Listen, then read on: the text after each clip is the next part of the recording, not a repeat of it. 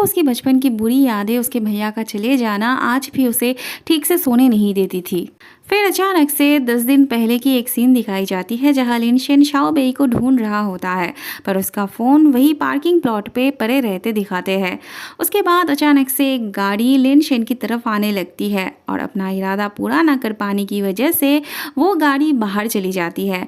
लिनशेन देखने से पहले ही उस कार के अंदर जो आदमी था वो अपनी गाड़ी को एक जगह पे खड़ा करके रखता है। फिर थोड़ी देर बाद दोबारा उसे मारने की कोशिश करता है। लिनशेन एक साइड जाके गिरता है, पर वो बंदा तो उसे मार के ही दम लेता। कहानी फिर से 10 दिन पीछे चली जाती है। लिनशेन का इंस्टीट्यूट एक्चुअल में एक घर था जो उन्होंने रेंट में ली थी। घर की मालकिन अपना घर वापस लेने आई थी। वो और उन्हें घर रेंट पे नहीं देना चाहती थी। सबके साथ वो बहुत रूड होके बात कर रही थी।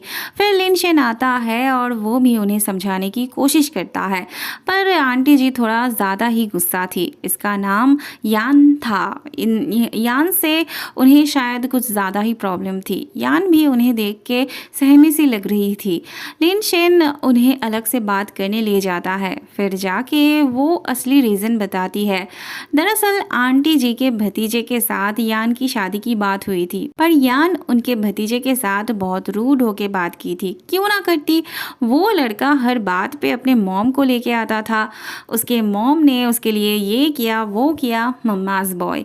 यान ने उसे रिप्लाई में जो भी कहा था वो सब उस बंदे ने अपनी फैमिली को दिखा दिया था। इसलिए आंटी जी इतनी गुस्सा थी। उन्हें अपने भतीजे में कोई गलती नज़र नहीं आ रही थी, सारी गलती उन्हें यान में ही नज़र आ रही थी। थोड़ी देर बाद शाओबी उनके लिए चाय लेके आती है। वो उसे भी मैसेज पढ़ने को देती है।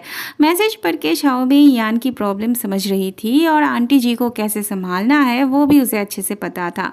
आंटी जी के सामने वो उन्हें ही सपोर्ट करती है और उन्हें अपने भतीजे के लिए एक डेटिंग ऐप भी खोल के देती है। आंटी जी भी खुश और उनके घर की प्रॉब्लम भी दूर हो जाती है। आंटी जी फिर से उन्हें घर रेंट पे देने के लिए राज़ी हो जाती है। उन्हें तो शाओबी बहुत पसंद आती है। वो अपने भतीजे के लिए उसके बारे में सोच रही थी, पर लिनशेन कहता है उसकी अभी उम्र नहीं हुई, वो तो कॉलेज में पढ़ती है। तब शाओबी भी अपनी उम्र 18 साल बताती है। आंटी जी अपसेट हो जाती है, पर लिनशेन बहुत खुश होता है। वो उसे जल्दी से किसी काम में बाहर कर देता है, किसी काम से बाहर कर देता है। बाद में ये दोनों यान के बारे में बात कर रहे थे। ये वाली यान उनकी सोच से अलग थी। काम के वक्त जो इतनी डिसेंट थी, वो कैसे किसी से इतना रूडली बात कर सकती है, ये उनको समझ में नहीं आ रहा था।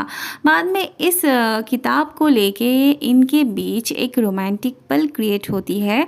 दोनों के अंदर ही कुछ कुछ होने लगता है, इसीलिए जितना हो सके दोनों ही बात को इग्नोर करने की कोशिश करते हैं। शाओबी यान की प्रॉब्लम समझने के लिए एक बैचलर्स डेटिंग पार्टी की अनाउंसमेंट करती है अपने पोस्ट में।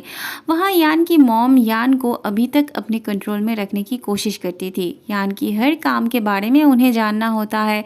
यान को अभी भी हर काम के लिए उनसे परमिशन लेना पड़ता था और ये वाला जूस तो उसे दवाई की तरह हर रोज़ पीना ही पड़ता था। यान अपने मॉम से तो कुछ कह नहीं पाती थी, पर सह भी नहीं पाती थी। इसीलिए अपना सारा गुस्सा वो किसी रैंडम पोस्ट के कमेंट में जाके उतारती थी। कमेंटर्स के साथ वो आर्ग्यू करती थी। सुबह शाओबी का मैनेजर फ़ोन करके बोलता है उसके बैचलर्स डेटिंग पार्टी के लिए कुछ गिने चुने से बंदे ने अप्लाई किया, जिसमें से वो भी ज्वाइन करने वाला है। ऐसे में फैंग फ़ोन करके कहता है उसके कंपनी में बहुत सारे बैचलर्स हैं जो उसके बैचलर्स डेटिंग पार्टी में ज्वाइन करना चाहते थे और वो भी करना चाहता है। अगले सीन में हम देखते हैं पार्टी में सब एक एक करके आने लगते हैं। शाओबी का मैनेजर यान को पसंद करता था, तो उसे देख के वो अंदर से शाय फील करने लगता है और वहाँ से किसी बहाने से चला जाता है। इस पार्टी को चैन ने डेकोरेट किया था और वही होस्ट भी कर रही थी। फिर शुरू होती है बैचलर्स की डेटिंग पार्टी। एक टाइम के बाद बार बार पार्टनर चेंज होने लगती है। सभी अपने अपने पार्टनर के साथ बात करने लगते हैं, पर यान को एक लड़का भी पसंद नहीं आती, क्योंकि ज़्यादातर बंदे उसके काम को जज कर रहे थे और बता रहे थे उसे क्या करना चाहिए क्या नहीं। वहाँ फैंग पार्टी में आता है और किसी ने शाओबी बेई के साथ उसे बात करते हुए एक फोटो लेके लिनशन को भेज देता है। लिनशन का तो तभी मुंह उतर जाता है। शाओ बेई फैंग से बात तो कर रही थी पर उसकी नज़र यान पर थी। वो उसके मूड पे नज़र रख रही थी। ऐसे में लिनशन को आते देख शाओ बेई उठ के चली आती है। वो यहाँ नहीं आने वाला था, फिर भी आया तो शाओ बेई को हैरानी तो होनी ही थी। पर लिनशन कहता है वो यान का अपडेट लेने आया था। ऐसे में एक लड़की आके उनके बीच घुसने लगती है और शाओ बेई हील पहनी थी तो गिरने लगती है। लिनशन पकड़ने से पहले ही फैंग आके उसको पकड़ लेता है। इस वक्त शाओ बेई भी लिनशन को चाहती थी और लिनशन भी शाओ बेई के पास जाना चाहता था, पर ये लड़की उसे जाने देती तब ना। वहाँ फैंग शाओ बेई की केयर कर रहा था पर वो तो लिनशन के बारे में सोची जा रही थी। अब इनको हंसते देख लिनशन को जलन होने लगती है। ये लड़की उसे पूछती है उसे किस टाइप की लड़की पसंद है। तब लिनशन कहता है जो लड़की हंसती है उन्हें वो बिल्कुल भी पसंद नहीं करता। बस बंदी की मुंह से हंसी उड़ जाती है।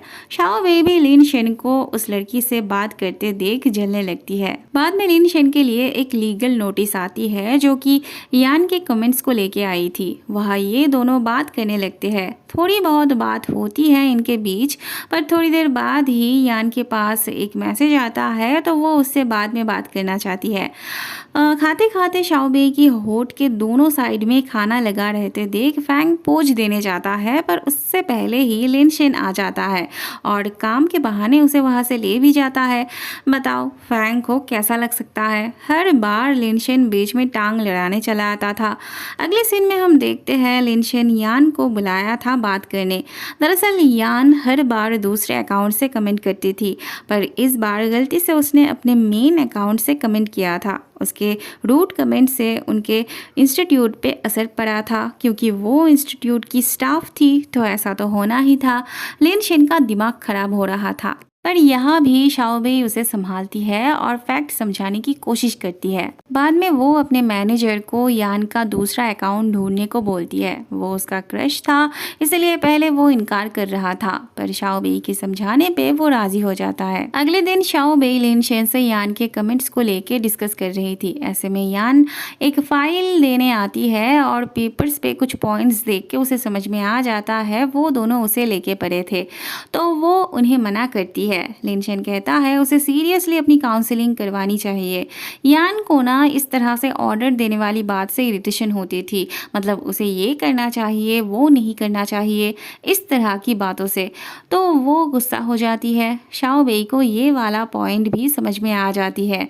बाद में वो लिनशन से इस बारे में बात करती है। थोड़ी देर बाद लिनशन का कलीग आता है एक वेडिंग इन्विटेशन कार्ड लेके, जो कि यान के एक्स बॉयफ्रेंड की होती है। यान के इरिटेशन की ये भी एक रीज़न थी। बाद में शाओ बेई उसे कंफर्ट करने आती है और अपने आप को एक अच्छी दोस्त बताती है। उसका मूड ठीक करने शाओ बेई उसे बाहर लेके आती है, उसके लिए वाइन तैयार करके देती है। बीच में शाओ बेई लिनशन को एक मैसेज कर देती है, फिर यान से बात करने लगती है। यान भी उसके साथ कंफर्ट हो गई थी, तो वो अपनी दिल की सारी बातें उससे शेयर करने लगती है। वो बताती है उसका एक्स बॉयफ्रेंड बहुत अच्छा था, उसे बहुत खुश रखता अगर उनकी शादी होती तो, पर उसके मॉम को वो बिल्कुल भी पसंद नहीं था। उन्होंने तो उसके फ़ोन से उसके एक्स बॉयफ्रेंड को मैसेज किया था कि उसका बॉयफ्रेंड है, और उसके एक्स बॉयफ्रेंड को उसके फ़ोन से ब्लॉक कर दिया था, उसका नंबर भी डिलीट कर दी थी। एक एक करके वो अपने मॉम के बारे में सब बताने लगती है। उसकी ज़िंदगी जैसे उसकी नहीं बल्कि उसके मॉम की थी, पर यहाँ शाओ बेई उसे अपनी मर्जी से वाइन चूज़ करने देती है। यान नॉर्मल वाला लेती है जिसमें नशा कम होता था, पर शाओ बेई की ग्लास में कॉकटेल था जिसमें बहुत ज़्यादा नशा चढ़ता था। लिनशन तब से शाओ बेई के आने का इंतज़ार कर रहा था। यान शाओ बेई को पकड़ के ले आ रही थी। उन्हें देख के लिनशन जल्दी से उनके पास जाता है। यान को उसकी मॉम बार बार फ़ोन कर रही थी, तो वो शाओ बेई की जिम्मेदारी लिनशन को दे जाती है। शाओ बेई तो अपनी होश में ही नहीं थी, जो मर्जी आए बोली जा रही थी। लिनशन की बात वो सुन ही नहीं रही थी। वो ऐसे में हादसा तो होना ही था, पर इस रोमांटिक हादसे से शाओ बेई का तो कुछ नहीं होता, मगर लिनशन को बहुत बड़ा झटका लगता है। यान चुपके से घर आती है पर उसकी मॉम जागी हुई थी। वो तो उससे पुलिस की तरह पूछताछ करने लगती है। उसे घर आने में इतना लेट क्यों हुआ, किसके साथ थी वो, मेल कलीग या फीमेल कलीग, अगर फीमेल थी तो उसने पहले उसके बारे में क्यों नहीं बताया, वगैरह वगैरह। फिर वो उसे रोज़ की जूस पीने को बोलती है, बोलती नहीं फोर्स करती है, क्योंकि यान को पीना नहीं था फिर भी वो उसे पीने के लिए बोलती है। और फिर वो उनके उसके जान पहचान के किसी लड़के के साथ डेट पे जाने के लिए भी फोर्स करती है। जाने से पहले वो उसे याद करवा दी जाती है कि अगली बार से 11 बजे से पहले उसे घर लौटना है।